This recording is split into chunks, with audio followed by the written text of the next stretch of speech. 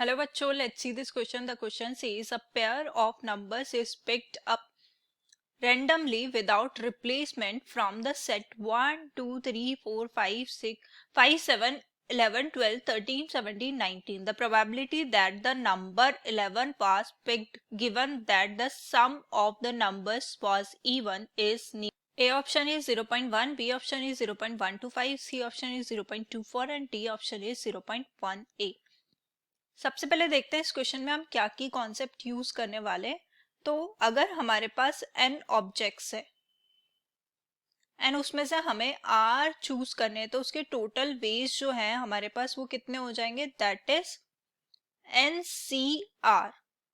और probability of event E क्या होता है, that is number of favourable outcome divided by number of total outcome.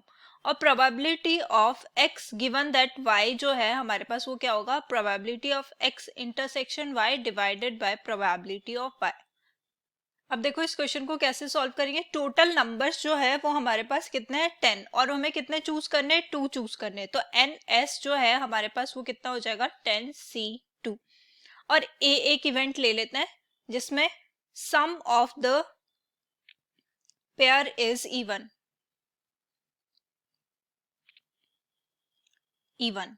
अब देखो इस केस में क्या हो सकता है, यानी कि नंबर ऑफ ए क्या होंगे।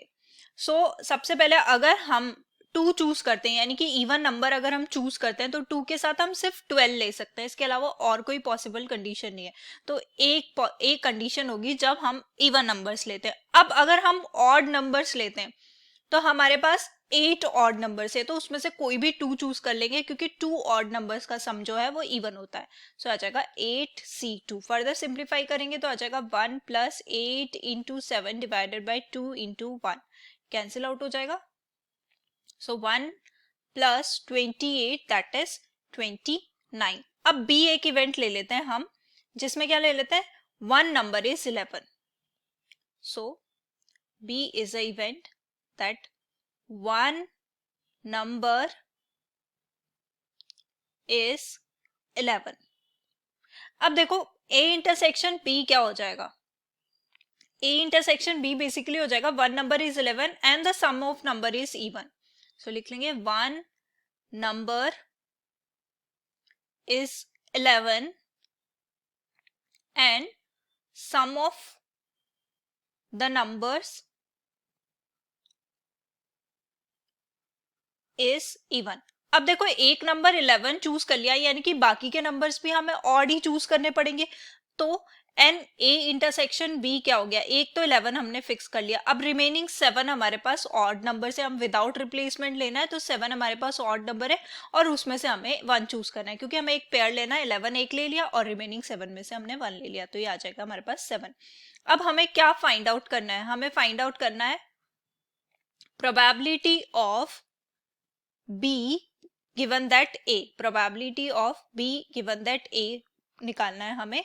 That means one number is 11 given that the sum of the pair is even। तो यहाँ पे देखो P B intersection A divided by P A। अब देखो P B intersection A basically हमारे पास क्या हो जाएगा, N B intersection A लिखो या A intersection B, बात एक ही है, A intersection B divided by N S, और यहाँ पे आ जाएगा N A divided by N S. N S से एन एस कैंसिल आउट हो जाएगा। एन ए इंटरसेक्शन बी की वैल्यू पुट कर देते हैं 7 और इसकी वैल्यू पुट कर देते हैं 29, और ये हो जाएगा nearly equal to 0.24। So the final answer is option C. Hope you understood it well. Best of luck. Thank you.